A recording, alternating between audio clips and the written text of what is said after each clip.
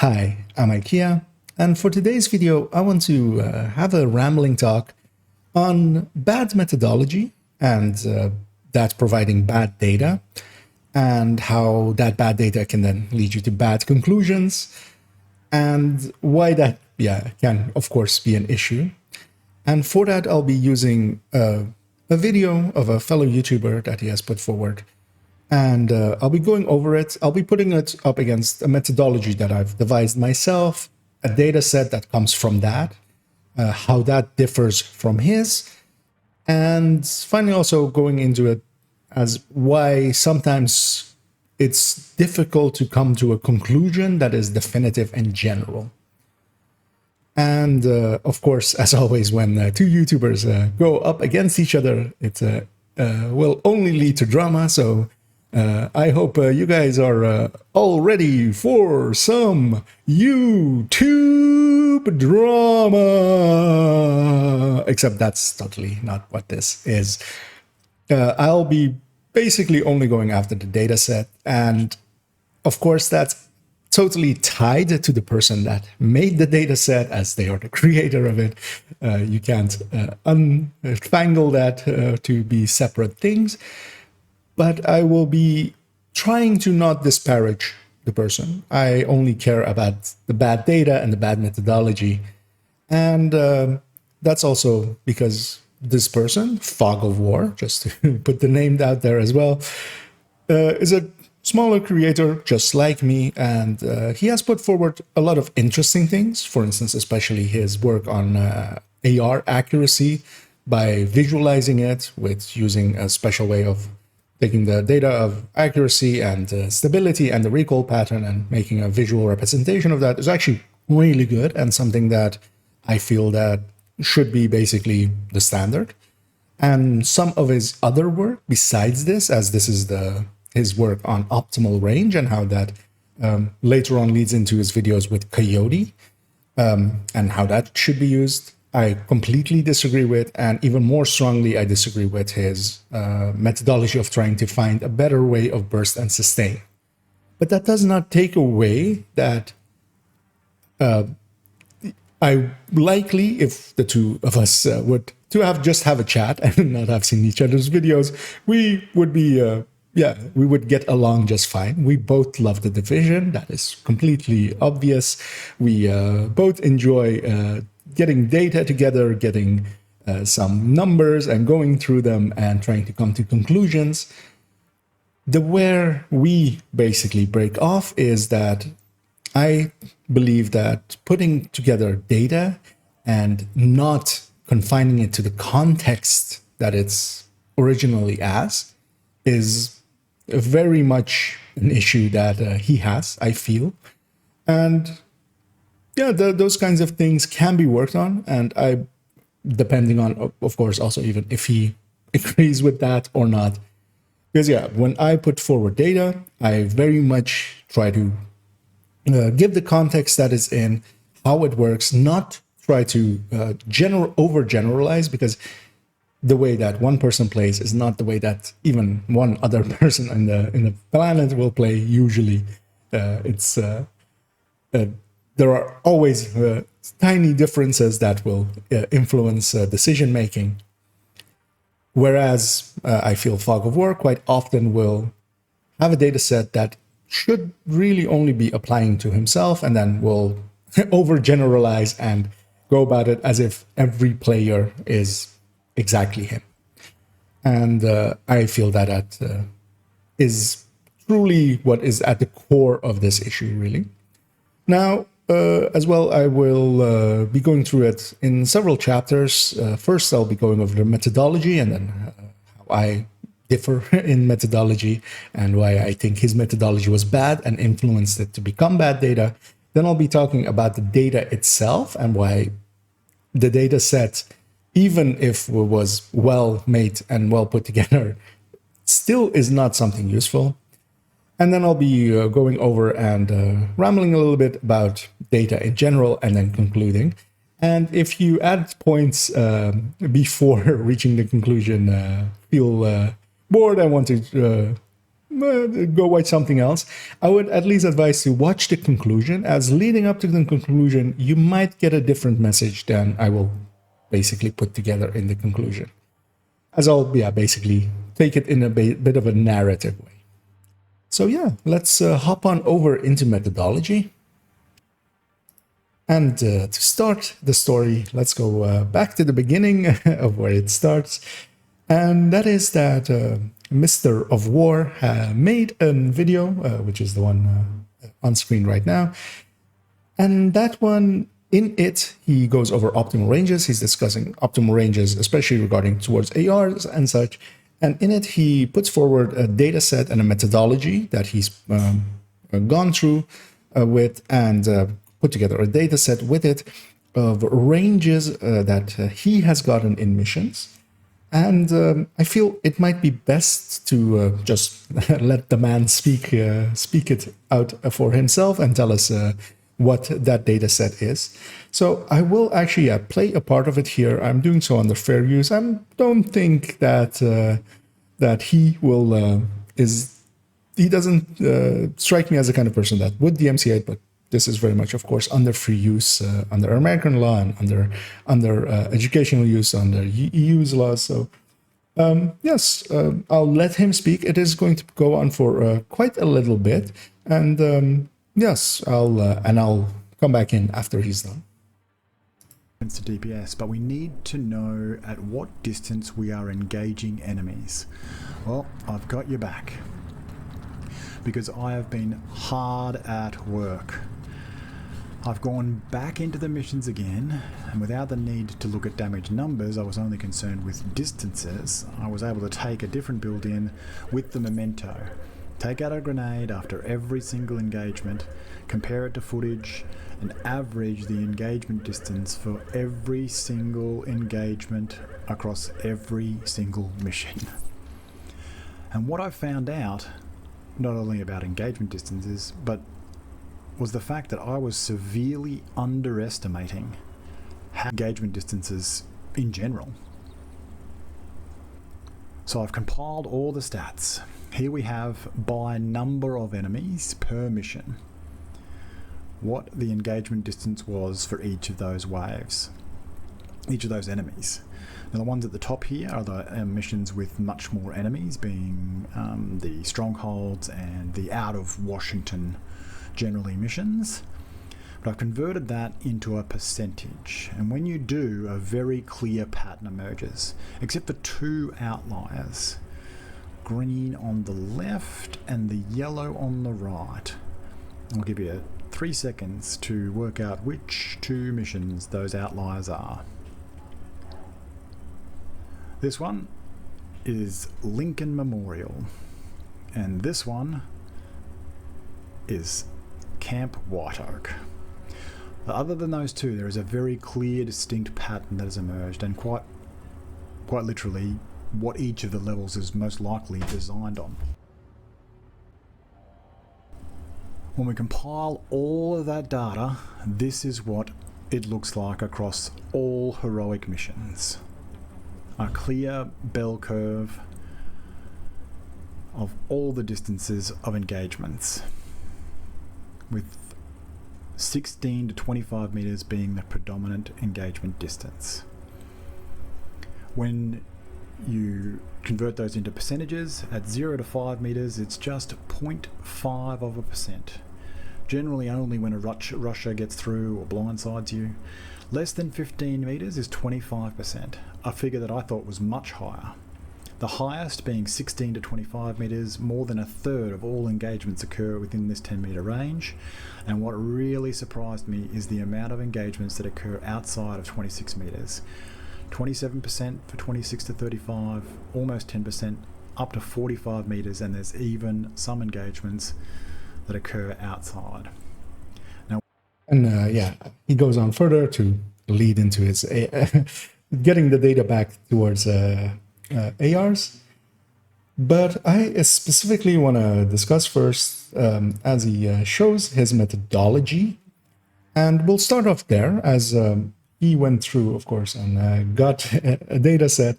And the methodology that he used is for ranging all of the missions, which is an impressive task. As in my case, I have only done one mission and one specific mission, as we'll get to in a second. And he, of course, chose the methodology of going into a spot in cover, being in there, only in that cover, killing, and then ranging with the grenade. And the grenade shows the range when you have it out, to how far you're tossing it, and then ranging towards mementos. And that leading to a data set that is quite high in ranges. Now, first off, I'm going to discuss the methodology, and we'll go into the data in a little bit, because I find that if I take us back here, for instance, where it's in Roosevelt, I don't play like this. I do not go into a single piece of cover and then sit there for an entire engagement, not moving up, not engaging at optimal ranges. And I find it weird that he chose to do this and then take it through all the missions and get all that data. And that is what I'm first going to lay out, is that, well, I have a different methodology for my data set, as I've put together a data set as he showed in his with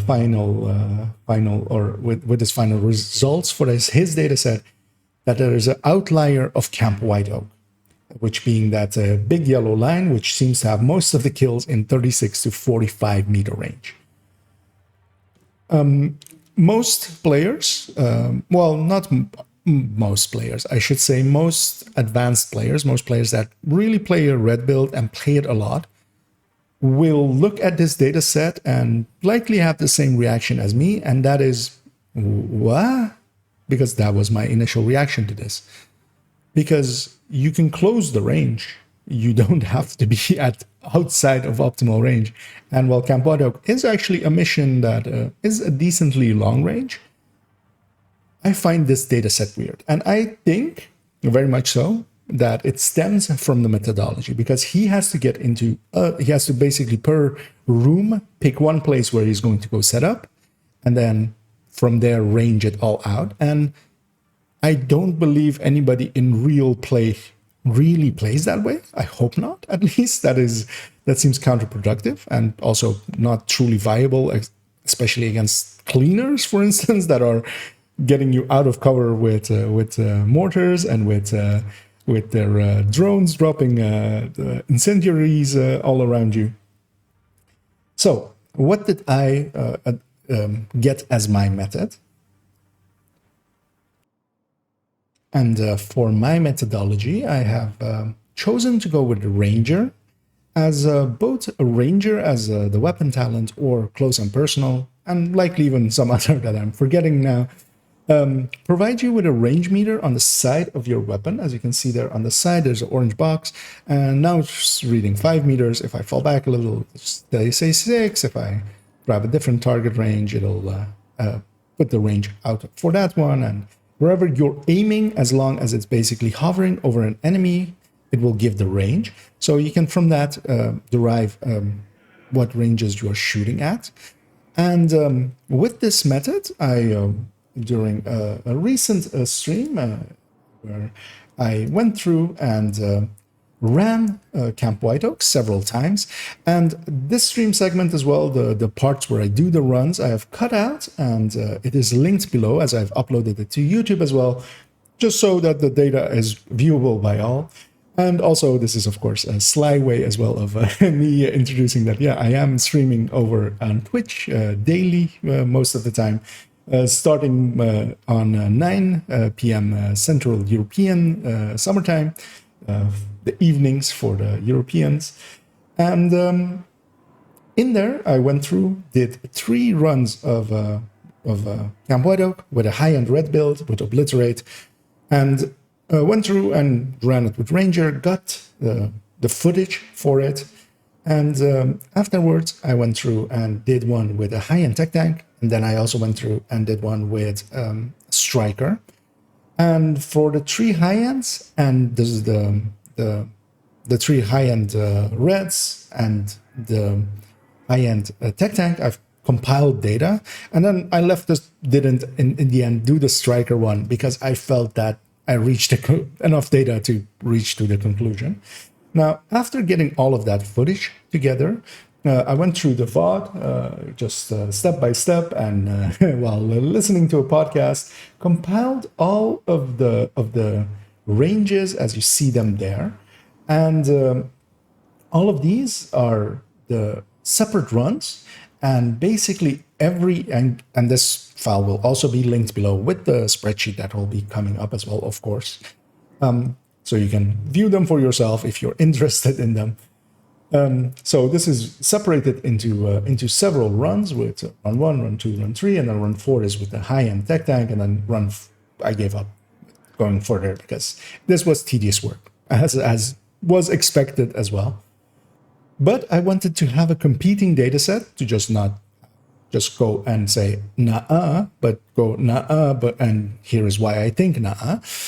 Even if you want to have this data set, if you think there's value to it, then the methodology being different will get a different data set, because I am not sitting in cover. I'm running around playing as I would. I made a conscious effort to not explicitly go even shorter range than I would to even more influence the data, but I was basically playing as I normally would, and I was of course on stream and talking as well, and interacting with chat and distracting myself a little bit, so I wasn't even playing at my best. If I were to try hard, I'm very certain that I could get a data set that was even more skewed in some way, but this data set I feel pretty comfortable in saying is not skewed. And going through it, I will also say that these are not just the kills, because with the memento method, of course, you can only get the kills, but this is every time I fire a significant amount, 4 or 5 bullets on target towards an enemy. So it is not just the kills, but also every time that, for instance, I'm firing at a warhound, and then it gets away from me, and then I shoot at something else, kill that, and then go back to the warhound. That will, the burst that I put towards the warhound as was getting away from me, that will be one of these ranges. And I've made a conscious effort of grabbing when they are closing or running away from me, to grab the number as the average, just to get a decent number out of it.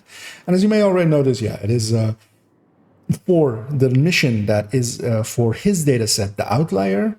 If you go through the numbers here, I do not have many 40s, where he seems to have a lot of 40s, it would seem. As if I bring his video up again and go to his final conclusion, to him, a decent amount, as he puts a percentage on it later on, 9.5% is between 36 to 45. And that is not even just for Camp White Oak, which to him is an outlier, but just the entire data set. And I very strongly feel that is a little bit skewed, as I think I see 140 here, and maybe I'll find another 38 here, and 32 here, which is actually below his numbers. Now, of course, after having screenshotted all of these, just Windows snippet tool, grabbing all of these, which took a little bit of a while, and that's also why I didn't do the 5th run in the end. I went through and with this, what I would consider a better methodology, got a different data set than his. So let us move on to actually the data set part. And taking those numbers and putting them in a spreadsheet. The spreadsheet will also, of course, be linked below if you want to view it for yourself. I went through and basically took all of the runs and made 3 columns for the high-end one and one for the high-end tech tank, and went through and tallied up all those ranges. So just went through and did the mind-numbing work of just looking at all of them and just inputting them into the spreadsheet, basically being a human OCR, just to get all of the numbers out of it, and going through it and inputting all of them. And of course, having input all of these, we can use them to make same chart as the same that he had.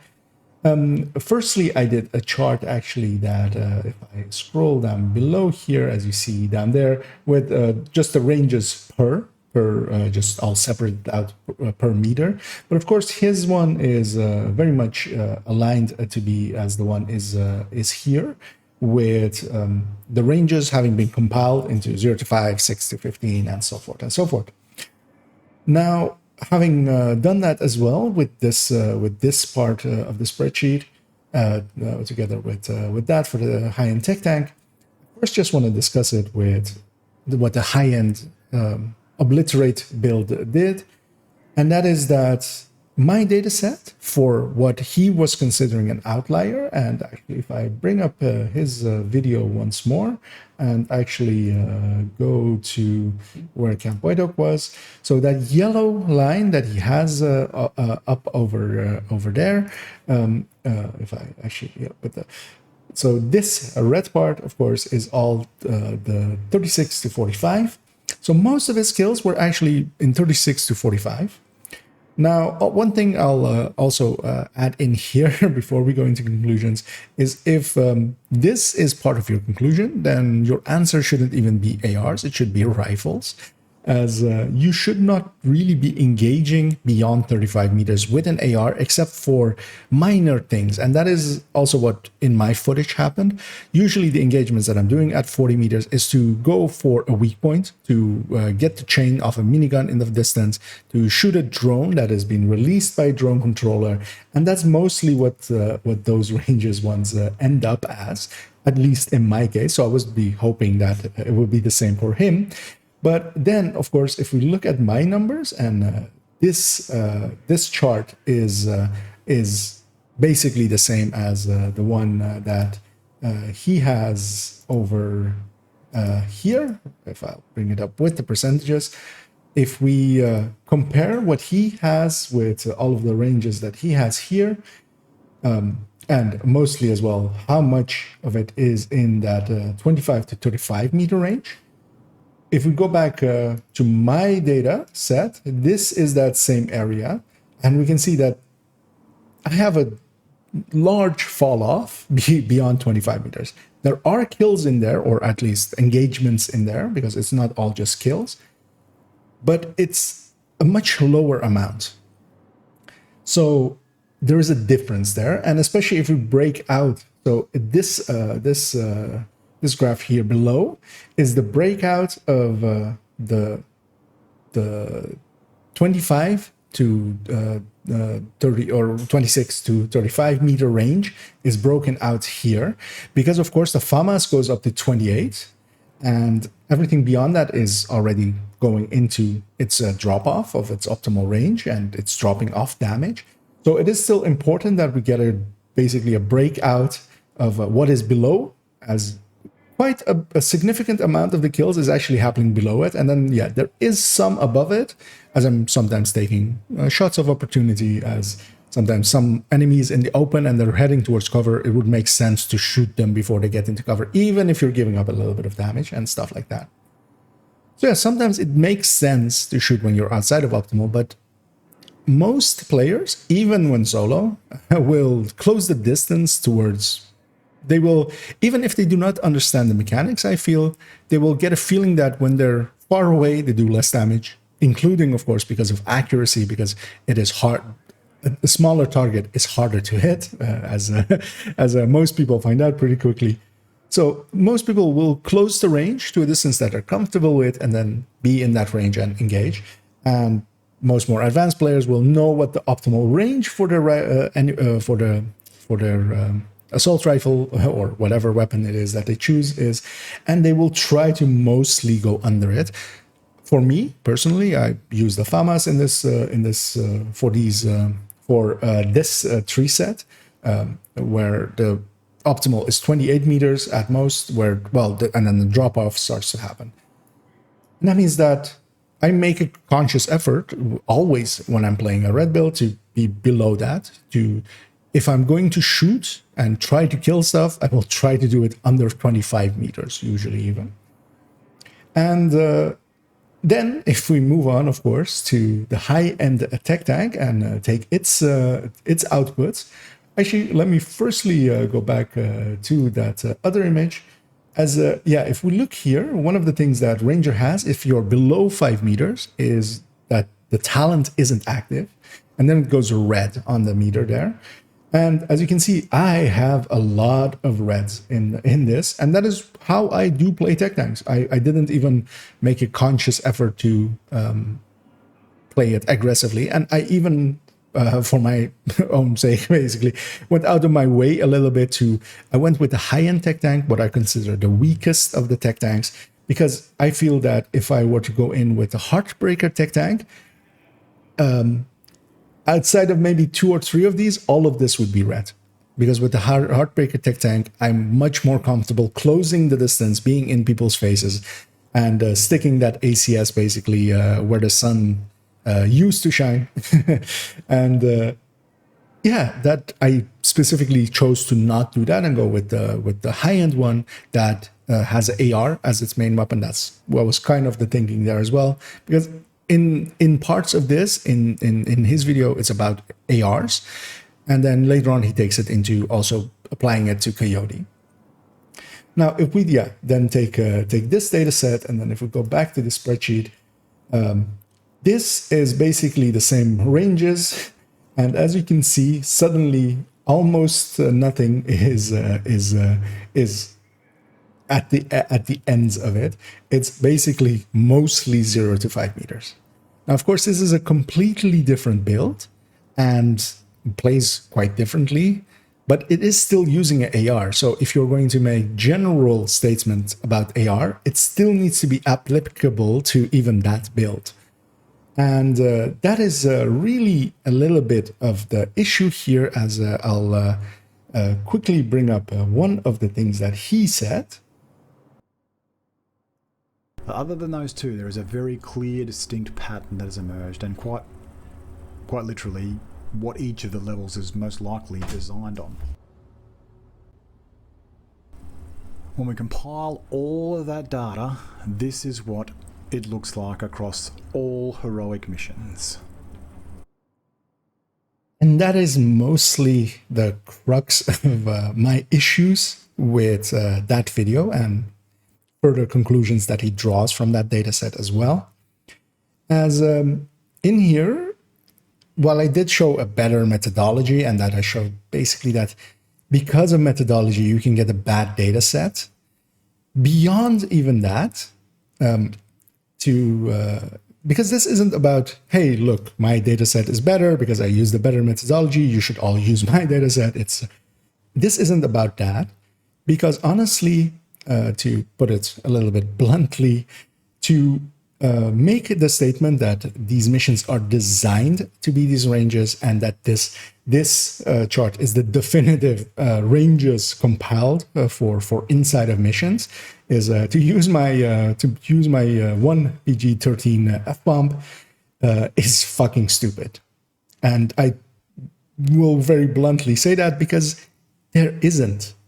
We don't have invisible walls blocking us off. This isn't a turret game where you're just running to the minigun and just sitting there in one position. We have the ability to move and maneuver and cover to cover and move up and close the distance. And even beyond that, it is dependent on the player. It is dependent on their playstyle. It is dependent on the players with that playstyle, on which build they are. It is then dependent even with which builds are alongside of them. It is an insane statement to me to make a generalized list like this about ranges. And this is not to say that he is stupid, but this statement is stupid. I sometimes as well make stupid statements. I usually get corrected, hopefully, and then you usually, it is sometimes hard to admit, but you correct yourself and you move on. And this is also to say, this isn't some mistake or anything that he maybe left out, that he knows that it's personal to him, but he's didn't just say it here, because later on he goes on to use this data set to make definitive statements about how to use a Coyote. And that's really where my frustration with this stems from. quite often in discussions, sometimes this comes up, and he, of course, with this data set, goes on to conclude that you should set up the Coyote for its long-range buff, because that is what the data set does say, but the data set is bad, and it is the idea behind even getting to that data set is bad as well. And that leads to a discussion there where, Fog of War says this, you say this, what's going on there. And I've had that discussion basically by proxy, with others about this. So I wanted to basically set the record straight, because this isn't, again, not that my data is better than his data. Both of us wasted our times in putting all this together. He did when he put the initial set together. In my case, at least, I have the excuse that I'm only putting it together as a rebuttal to his data set, to just show that that data does not, it is not universal. At least one other person has compiled for one mission out of that set, a set of data that does not conform to your settings. And then you have to basically defend your dissertation at that point and go, why is that? And the only answer that could come from this is that the data set is not universal.